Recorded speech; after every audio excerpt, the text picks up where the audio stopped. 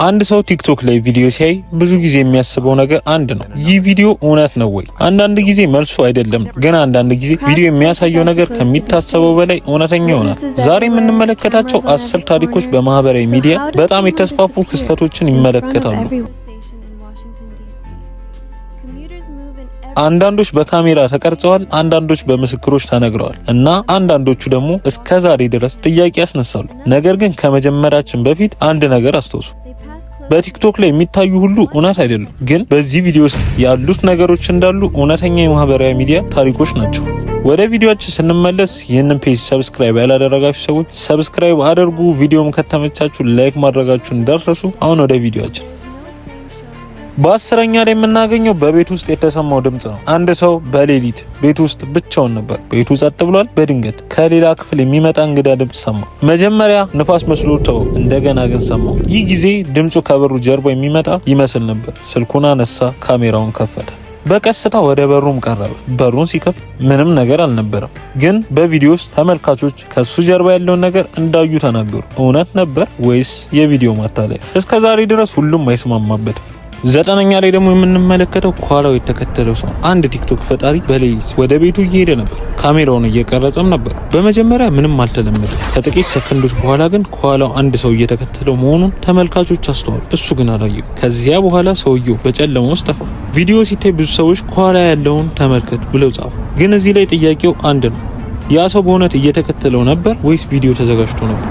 8ኛ ላይ የምናገኘው በባዶ ቤት የተገኘው ነገር ነው። አንድ ቤት ለረጅም ጊዜ ባዶ ነበር። አዲስ ተከራዮች ወደዚያ ሲገቡ በመጀመሪያ ምንም አልጠረጠሩ። ነገር ግን በምሽት የሚሰማ ድምጽ ጀመረ። በግድግዳ ውስጥ የሚመስል ድምጽ። ቤቱን ሲመረምሩ ያልተጠበቀ ነገር አገኙ። ከዚያ በኋላ ታሪኩ በቲክቶክ ላይ ተስፋፋ። ሰዎች የተለያዩ ግምቶችን ሰጡ። አንዳንዶቹ የቤቱ የድሮ ታሪክ ነው አሉ። ሌሎች ደግሞ በቪዲዮ ላይ የሚታየው ማታለያ ነው አሉ።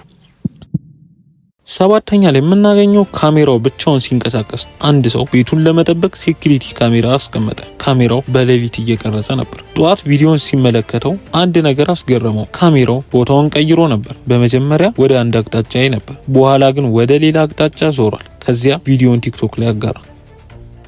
በአስተያየት ክፍሉ ግን አንድ ነገር ተነሳ። የካሜራው የራሱ የመዞሪያ ስርዓት አለው። ስለዚህ የሚያስፈራ ነገር ሁልጊዜ ሚስጥር አይደለም።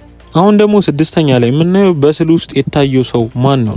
አንድ ሰው የቤቱን ፎቶ አንስቶ በቲክቶክ ላይ ለመለጠፍ ፈለገ። ፎቶውን ከማስቀመጡ በፊት ግን ሌላ ሰው አንድ ነገር አስተዋለ። በመስኮቱ ኋላ የሰው ፊት የሚመስል ነገር ይታይ ነበር። ፎቶ ተስፋፋ። ሰዎች ዙም አደረጉ። አንዳንዶች ሰው ነው አሉ፣ ሌሎች የመስታወት ነጸብራቅ ነው አሉ። እውነቱ ምን ነበር? ይህ ነው አንዱ የቲክቶክ ችግር። አንድ ፎቶ ሲታይ እያንዳንዱ ሰው የራሱን ትርጉም ሊሰጠው ይችላል።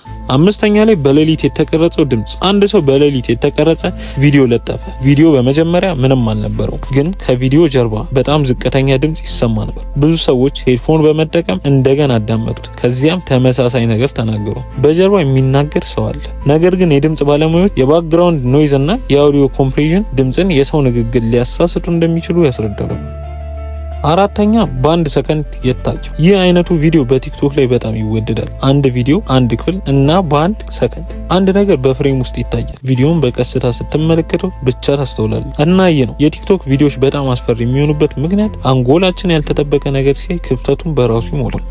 አሁን ወደ 3ኛው ተመለስ። በቤት ውስጥ ያለ ሰው። አንድ ሰው ቤት ውስጥ ብቻውን እንዳለ አስቦ ነበር። ካሜራውን ከፍቶ ቪዲዮ መቅረጽ ጀመረ። በቪዲዮ መጨረሻ ግን ከኋላ የሚንቀሳቀስ ጥላ ይታያል። እሱ አላየውም፣ ተመልካቾች ግን አዩት። ቪዲዮ በፍጥነት ተስፋፋ። ግን ከዚያ በኋላ ተመልካቾች አንድ ጠቃሚ ነገር አስተዋሉ። ጥላው ከብርሃን አቅጣጫ ጋር አይጣጣምም። ስለዚህ የሚታየው እውነተኛ ሰው ሳይሆን የቪዲዮ እይታ ማታለያ ሊሆን ይችላል ብለው አሰቡ።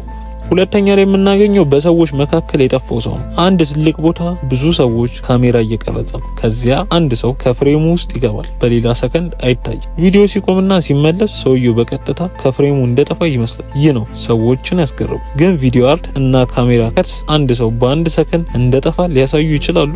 ይህ አሁንም ጥያቄ ነው። ወደ አንደኛውና ወደ አስፈሪው ስንመለስ በቲክቶክ ላይ የተጀመረው ሚስጥር ነው እና አሁን ወደ ቁጥር 1 ደርሰናል። ይህ ታሪክ የሚያስፈራው ምክንያት ቪዲዮ ራሱ አስፈሪ ስለሆነ ብቻ አይደለም። ነገሩ የሚጀምረው በአንድ ተራ የቲክቶክ ቪዲዮ ነው። አንድ ሰው የተለመደ ቀኑን እየቀረጸ ነበር። በቪዲዮ ጀርባ ግን አንድ እንግዳ ነገር ተቀርጾ ነበር። መጀመሪያ ማንም አላስተዋለው። ከዚያ አንድ ተመልካች አስተዋለ። ሌሎችም ተመለከቱ። ቪዲዮ በፍጥነት ተስፋፋ እና ከዚያ በኋላ የተጀመረው ነገር ከቪዲዮ ይልቅ የበለጠ አስገራሚ ነው። ሰዎች ቪዲዮን በፍሬም ባይ ፍሬም ወሬ መመርመር ጀመሩ። አንዳንዶች ማታለያ ነው አሉ፣ ሌሎች ግን ማብራሪያ የሌለው ነገር ነው አሉ።